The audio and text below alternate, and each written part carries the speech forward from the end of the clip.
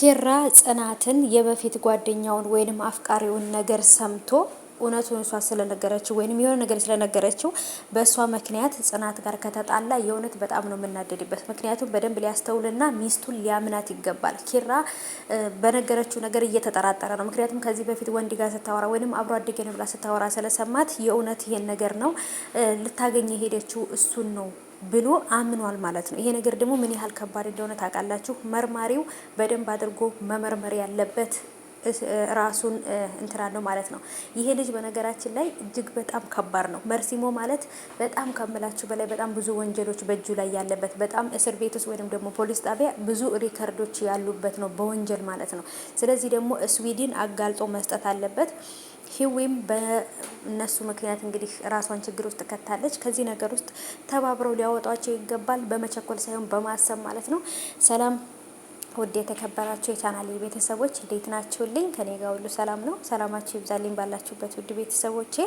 ዛሬም እንግዲህ በድጋሚ የመጣሁት በጽናት ድራማ ላይ ነው። በመጀመሪያ ከመግባቴ በፊት ግን በማንኛውም ዓለም አረብ ሀገር የምትኖሩ ውድ እህቶቼ የመዳም ቅመሞች አብሽሮ አይዟችሁ።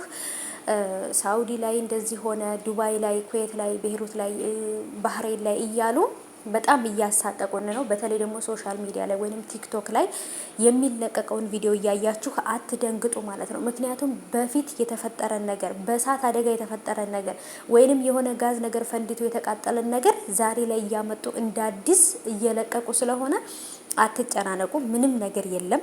ስለዚህ የበፊቱን ቪዲዮ የሚመጣውን እናንተ በአይናችሁ ካላያችሁ በበፊቱ የሚመጣውን ነገር የሚለቁትን ቪዲዮ እያያችሁ አትጨናነቁ። እና ደግሞ ያው እንግዲህ አለ አንዳንድ ሀገሮች ላይም እሳቱን ተነስቷል ወይም ደግሞ ጦርነቱ አለ። ግን ቢሆንም ደግሞ ዱዓይ ጸሎት ማድረግ ብቻ ነው የኛ መድኃኒት። አብሽሩልኝ፣ አይዟችሁ። በጣም ተጨንቃችኋል እያየው ነው ማለት ነው። እና አይዟችሁ የኔ ውዶች፣ ጸሎት እናድርግ፣ ዱዓይ እናድርግ ማለት ነው። ሀባይቦቼ ይህንን መናገር ፈልጌ ነው። እና ውዶቼ ጽናትን ኪራ በደንብ ሊረዳት ይገባል። አሁን ላይ በጣም ትልቅ ስትረስ ውስጥ ናት። ከቤት ውስጥ እየወጣችም ራሱ አይደለም። እና እንግዲህ ከቤት ወጥታለች። ጽናት ወደ ቤት አልተመለሰችም ነበረ። የኪራን ጓደኛ አግኝታው ወይም አግኝታት አፍቃሪዋም ማለት ነው። እሷን ካገኘቻትም በኋላ እንግዲህ ከማን ጋር የምታወሪው ምናምን እያለች ነበረ። እንዴ አንድ ጊዜ ደወልኩልህ አይደል እንዴ በኋላ ደውልልሃለሁ ብያለሁ እያለች ወንድ ጋር ስታወራ ነበር። ያ ወንድ ማን ነው? ያ የበፊት የአብሮ አደጌ ብላ የምታወራው ልጅ ነው ወይንስ ሌላ ልጅ አለ? በጣም ትልቅ ጥያቄ የፈጠረብኝ ነገር ይሄ ነው ውዶቼ። ብቻ ግን በደንብ አድርገን የምናየው ነገር ምንድን ነው? ቪዲዮ ሲለቀቅ ነው ማለት ነው። ኪራ ፍቅረኛውን ወይንም የአፍቃሪውን ሳይሆን ሚስቱን፣ ውዱን፣ ፍቅረኛውን የሆነችውን ሁሉ ነገሩን ጽናትን ነው ማመን ያለበት። ምክንያቱም አሁን ላይ ከቤት አትውጭ ብሏት ነበር። ከቤት የወጣችው ወደ ቤትም አልተመለሰችም ነበረ። በልጆቹ ቁጥጥር ስር ውላ ጽናት ታግታ ነው ወይንስ ምንድን ነው ወደ ቤት ያልተመለሰችው? ብቻ ግን በጣም ከባድ ነው። ምክንያቱም ስትረሱ ስለጨመረባት ነው ከቤት የወጣችው። ምህሩ አሁን ላይ በጣም ስትረስ ውስጥ ናት። ህፃኗ ልጅ በጣም ታማለች። ሂዊም ተጨምራለች። ሁሉም ሰው ተጨንቋል አሁን ላይ። ምክንያቱም ሂዊ ደውላ የነገረችባቸው ቦታ ላይ ዶክተር ማን ነው ፖሊሱ መርማሪውና ኪራና ናሆማ ሂደዋል ማለት ነው ውዶቼ። ያድኗቸዋል፣ ከዛ ነገር ያወጧቸዋል ብዬ አስባለሁ። ምክንያቱም እዛ ጋር አጋቾቹ ሁለት ብቻ ናቸው።